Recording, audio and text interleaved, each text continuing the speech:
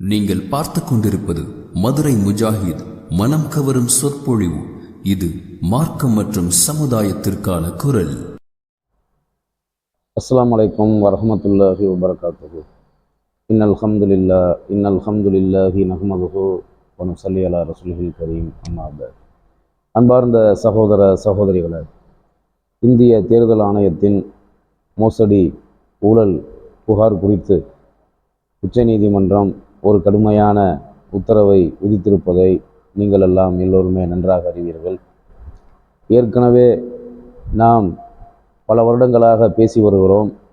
மத்தியில் ஆட்சி அதிகாரத்தில் இருக்கக்கூடிய மதவாத பாஜக தேர்தல் ஆணையத்தையும், அதாவது இந்திய தேர்தல் ஆணையத்தை சரிகட்டி ஓட்டிங் மிஷினில் ஃபோர்ஜரி பண்ணி அந்த வாக்கு இயந்திரம் என்று சொல்லப்படுகிற இவிஎம் மிஷின் என்று சொல்லப்படுகிற இவிஎம் வாக்கு இயந்திரத்தை தங்களுக்கு சாதகமாக பயன்படுத்தி கொண்டு வாக்கு இயந்திரத்தில் மோசடி செய்து எலெக்ஷன் கமிஷனை தனக்கு சாதகமாக பயன்படுத்தி எலெக்ஷன் கமிஷனையும், அதாவது ஓட்டிங் மிஷினையும் எலெக்ஷன் கமிஷனையும் சரிகட்டித்தான் ஒவ்வொரு முறையும் பாஜக ஆட்சிக்கு வருகிறது என்பது நாம் பல முறை நம்முடைய உரைகளில் உங்களுக்கு எடுத்துரைத்தோம். அதாவது கடந்த 2019ஆம் ஆண்டு, அதாவது 2014ஆம் ஆண்டு ஆட்சிக்கு வந்த பாஜக திரும்ப இரண்டாவது முறை 2019ஆம் ஆண்டு ஆட்சிக்கு வரும்போது பெரிய அளவில் மெஜாரிட்டியில் வந்தது. அதாவது 2014ஆம் ஆண்டு ஆட்சிக்கு வந்தார்கள். 2019ஆம் ஆண்டு பாராளுமன்ற தேர்தலில் 2014ஆம் ஆண்டு எந்த அளவுக்கு அதிக இடங்களை கைப்பற்றி வெற்றி பெற்றார்களோ அதை விட கூடுதலான இடங்களை கைப்பற்றி 2019ஆம் ஆண்டு ஆட்சி அதிகாரத்திற்கு வந்தார்கள். அப்போ அதிலேயே நிறைய ஊழல் புகார் பாஜகவின் மீது சொல்லப்பட்டது. ஓட்டிங் மிஷினில் ஃபோர்ஜரி செய்தார்கள். தேர்தல் கமிஷன் எல்லா மாநிலங்களிலும், குறிப்பிட்ட சில மாநிலங்களில், அதாவது தமிழகம், கேரளா போன்ற ஒரு சில மாநிலங்களை தவிர பெரும்பாலான மாநிலத்தில் இருக்கக்கூடிய தேர்தல் ஆணையத்தின் அதிகாரிகள் பாஜகவுக்கு ஆதரவாக சாதகமாக செயல்பட்டார்கள் என்ற உண்மையான குற்றச்சாட்டு ஏற்கனவே வந்தது. அப்போ அந்த தேர்தல் கமிஷனை தங்களுக்கு சாதகமாக பயன்படுத்தி கொண்டு ஓட்டிங் மிஷினில் முறைகேடு செய்துதான் பாஜக ஒவ்வொரு முறையும் ஆட்சிக்கு வருகிறது. அதாவது 2 முறை ஆட்சி அமைத்தது அந்த அடிப்படையில் தான் ஆட்சி அமைத்தார்கள். அதாவது ஓட்டிங் மிஷினை ஃபோர்ஜரி செய்தும் தேர்தல் கமிஷனை தங்களுக்கு சாதகமாக பயன்படுத்தியும் தான் 2 முறை ஆட்சிக்கு வந்தார்கள். சில மாநிலங்களில், அதாவது இன்னைக்கு பாஜக எந்தெந்த மாநிலங்களிலெல்லாம் ஆட்சியில் இருக்கிறதோ அந்த மாநிலங்களிலெல்லாம் தேர்தல் கமிஷனை தங்களுக்கு சாதகமாக பயன்படுத்தி கொண்டு ஓட்டிங் மிஷின் என்று சொல்லப்படுகிற அந்த இவிஎம் வாக்கு இயந்திரத்தை மோசடி செய்து அதன் மூலமாக தான் வெற்றியடைந்து வருகிறார்கள். இது நாம் பல வருடங்களாக பல தேர்தல்களிலே பார்த்து வருகிறோம். கடந்த சில வருடங்களாகவே பல தேர்தல்களில் நாம் பார்த்து வருகிற உண்மை. இப்பொழுது நாட்டையே உலுக்கிய, அதாவது ஒட்டுமொத்த நாட்டையும் நாட்டு மக்களையும் உலுக்கிய ஒரு சம்பவம். அதாவது மிக ஜனநாயக நாட்டில், மக்களாட்சி நடைபெறக்கூடிய ஜனநாயக நாட்டில் நடக்கக்கூடாத ஒரு மோசமான முறைகேடுகள் நடந்திருக்கிறது. அதாவது எதிர்க்கட்சி தலைவராக இருக்கக்கூடிய ராகுல் காந்தி அவர்கள் எலெக்ஷன் கமிஷனுடைய அந்த ஃபோர்ஜரி வேலைகளை எல்லாம் நிபுணர்களை வைத்து அவர்களுக்கு தெரியாமல் கண்டுபிடித்து பல உண்மைகளை வெளியிட்டிருக்கிறார். என்ன உண்மைன்னு சொன்னால், பீகார் மாநிலத்தில் 65 லட்சம் வாக்காளர்களை தேர்தல் ஆணையம் சட்டவிரோதமாக நீக்கியிருக்கிறது. அதாவது வாக்காளர் பட்டியலிலிருந்து வாக்களிக்கக்கூடிய, அதாவது இந்திய குடிமகன் என்பதற்கு உரிமையே என்னன்னு கேட்டால் அவன் வாக்களிக்கக்கூடியவனாக இருக்க வேண்டும். ஒருவன் இந்திய குடிமகன் என்பதற்கு உரிமையே, அவன் அந்த இந்திய தேசத்தை சேர்ந்தவன் என்பதற்கு உரிமை என்ன? வாக்களிக்கிற உரிமை. இப்போ ஒரு நாட்டில் வாக்களிக்கிற உரிமை ஒரு மனிதனுக்கு இல்லை என்று சொன்னால் அவன் அந்த தேசத்தை சார்ந்தவன் கிடையாது. அப்போ ஓட்டுரிமை என்பது நம்முடைய தனிப்பட்ட நமக்குன்னு இருக்கக்கூடிய உரிமை. நமக்கு வேண்டியவர்களை, தேர்தலில் போட்டியிடுபவர்கள் யாராக இருந்தாலும் அவர்களை ஜனநாயக முறைப்படி ஓட்டு போட்டு வாக்களித்து தேர்ந்தெடுப்பது நாம் வாக்களிப்பது நம்முடைய ஜனநாயக கடமை. அப்போ ஜனநாயக கடமையை நிறைவேற்றக்கூடிய குடிமக்கள் 65 லட்சம் பேரை வாக்காளர்கள் பட்டியலிலிருந்து தேர்தல் ஆணையம் நீக்கியிருக்கிறது. பீகார் மாநிலத்தில் மட்டும் 65 லட்சம் பேர் நீக்கப்பட்டு இருக்கிறாங்க. அப்போ அந்த நீக்கப்பட்டது சட்டவிரோதம். இந்த எலெக்ஷன் கமிஷன் எப்படியெல்லாம் நீக்கியது என்பதை கண்டுபிடித்து உச்சநீதிமன்றத்தில் வழக்கு தொடுக்கப்பட்டு இருக்கிறது. உச்சநீதிமன்றம் தேர்தல் கமிஷனை கூப்பிட்டு விசாரித்திருக்கிறது.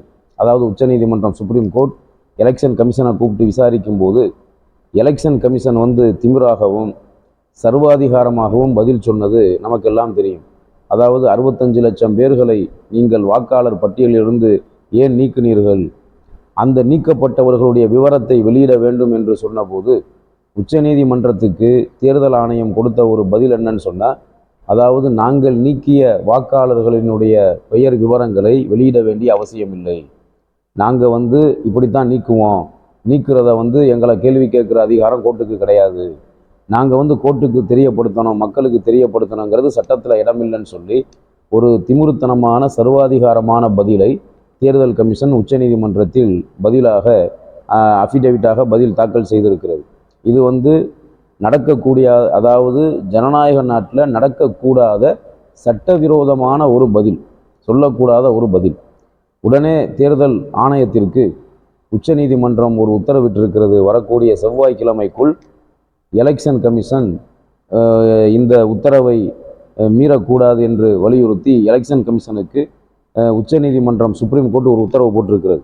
என்ன உத்தரவுன்னு சொன்னால், தேர்தல் ஆணையம் தனது அதிகாரப்பூர்வ இணையதளத்தில் 65 லட்சம் வாக்காளர்களை நீக்கினார்களே, அவர்களினுடைய அந்த பெயர்களை, அவர்களுடைய விவரங்களை வெளியிட வேண்டும். அதாவது 65 லட்சம் வாக்காளர்கள் நீக்கப்பட்டவர்களுடைய விவரங்களை டெக்ஸ்ட் மெசேஜாக வெளியிட வேண்டும் என்று உச்சநீதிமன்றம் சுப்ரீம் கோர்ட் தேர்தல் ஆணையத்திற்கு உத்தரவிட்டிருக்கிறது. இரண்டாவது, அவர்கள் வெளியிடக்கூடிய இணையதளத்தில் வெளியிடக்கூடிய அந்த பட்டியலை மாநில தேர்தல் ஆணையத்திற்கும் வெளியிட வேண்டும் என்று உத்தரவிட்டிருக்கிறது. மாநில தேர்தல் ஆணையம் மட்டும் இல்லாமல் ஓட்டுச்சாவடி, அதாவது பூத் என்று, எலெக்ஷன் பூத் என்று சொல்வார்களே, மக்கள் வாக்களிக்கக்கூடிய அந்த ஓட்டு பூத்துக்கும் எலெக்ஷன் பூத்துக்கும் வாக்குச்சாவடிக்கும் இதை வாக்குச்சாவடியிலும் வெளியிட வேண்டும் என்பதை உத்தரவிட்டிருக்கிறது. நான்காவதாக, நீக்கப்பட்டவர்கள் ஆதார் வைத்திருந்தால், அதாவது அவர்கள் வாக்காளர் பட்டியலிலிருந்து யாரெல்லாம் நீக்கப்பட்டார்களோ, நீக்கப்பட்டவர்கள் தாங்கள் இந்த நாட்டின் குடிமக்கள் தான் என்பதை நிரூபிக்கும் விதமாக அவர்களிடத்தில் ஆதார் அடையாள அட்டை இருக்குமேயானால் அவர்களையும் ஆதார் கார்டு வைத்திருக்கக்கூடிய எல்லோரையுமே வாக்காளர்களாக சேர்க்க வேண்டும், ஆதாரத்தை ஒரு ஆவணமாக சேர்த்து கொள்ள வேண்டும் என்று இந்த நிபந்தனைகள் விதித்து எலெக்ஷன் கமிஷனுக்கு தேர்தல் ஆணையத்திற்கு உச்சநீதிமன்றம் சுப்ரீம் கோர்ட் உத்தரவிட்டிருக்கிறது. இது நாட்டு மக்களை உலுக்கிய ஒரு மோசமான செய்தி. அப்போ ஒரு மாநிலத்தில் மட்டும் 65 லட்சம் வாக்காளர்கள் நீக்கப்பட்டிருக்கிறார்கள் என்று சொன்னால், ஏற்கனவே நாம் பல முறை பயான்களிலே சொல்லி வருகிறோம், இந்த மதவாத பாஜகவினுடைய திட்டம், இவருடைய சூழ்ச்சி சதித்திட்டம் என்னன்னு சொன்னால், இந்தியாவில் இருக்கக்கூடிய பெரும்பான்மையான முஸ்லிம்களை ஓட்டுரிமை இல்லாதவர்களாக, வாக்களிக்கும் உரிமை இல்லாதவர்களாக, இந்த தேசத்திற்கு சம்பந்தமில்லாதவர்களாக பெரும்பாலான முஸ்லிம்களை ஓட்டுரிமை இல்லாதவர்களாக ஆக்க வேண்டும் என்பதுதான் மதவாத RSS பாஜகவினுடைய திட்டம், சூழ்ச்சி என்பதை பலமுறை நாம் சொல்லியிருக்கிறோம். எல்லாம் வல்ல அல்லாஹ் இந்த பிரச்சனையில் மதவாத பாஜகவுக்கும் தேர்தல் ஆணையத்திற்கும் ஒரு பெரிய தோல்வியை அல்லாஹ் தர வேண்டும். அதாவது இது சாதாரணமாக கடந்து செல்லக்கூடிய ஒரு பிரச்சனை அல்ல. நாட்டு மக்கள் கொந்தளிப்பதற்கு கடமைப்பட்டிருக்கிறார்கள். ஏன்னா தேர்தல் ஆணையம் இப்படிப்பட்ட ஒரு முறைகேட்டை செய்திருக்கிறது என்று சொன்னால், தேர்தல் ஆணையம், நீதிமன்றம் தனி நிர்வாகம். ஆனால் இன்னைக்கு தேர்தல் ஆணையமும் நீதிமன்றமும், அதாவது சில மாநிலங்களில் இருக்கக்கூடிய ஒரு சில நீதிமன்றத்தில் பணியாற்றக்கூடிய, நீதியை நிலைநாட்டக்கூடிய நீதிபதிகள், அரசு தரப்பு வழக்கறிஞர்கள் பாஜகவுக்கு சாதகமாக செயல்படுவதும், நீதித்துறையில் இருந்து கொண்டு பாஜகவுக்கு சப்போர்ட்டாக பேசுவதும், அவர்களுக்கு சப்போர்ட்டாக சாதகமாக தீர்ப்பளிப்பதும் நடந்து கொண்டு இருக்கிறது. தேர்தல் ஆணையம் முழுக்க, அதாவது இந்திய தேர்தல் ஆணையம் RSS உடைய கட்டுப்பாட்டில், மதவாத பாஜகவினுடைய கட்டுப்பாட்டில் இருந்து கொண்டு மதவாத பாஜகவை திருப்திப்படுத்தும் விதமாக செயல்பட்டு கொண்டிருக்கிறது என்று சொன்னால், நாம் பல வருஷத்துக்கு முன்பு சொன்ன உண்மை இன்று நிரூபணமாகி கொண்டு இருக்கிறது. மதவாத பாஜக, அதனுடைய RSS இயக்கத்தை சார்ந்த அந்த பயங்கரவாத கும்பல்கள் எல்லாம் எல்லா துறைகளிலும் ஊடுருவி இருக்கிறார்கள்.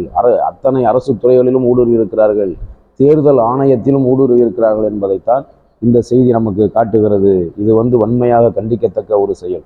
இப்படிப்பட்ட ஒரு முறைகேட்டை செய்த தேர்தல் ஆணையம் முற்றிலுமாக கலைக்கப்பட்டு புதிதாக தேர்தல் ஆணையம் அமைக்கப்பட வேண்டும் என்பதற்காக நாம் நீதிமன்றத்துக்கு வலியுறுத்துவதற்கு கடமைப்பட்டிருக்கிறோம்.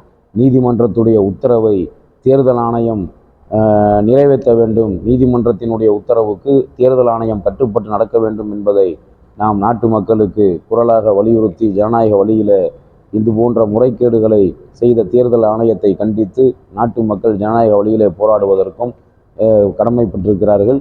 இது வன்மையாக கண்டிக்கத்தக்க செயல். இப்படிப்பட்ட செயலை நாம் வன்மையாக கண்டிக்கிறோம்.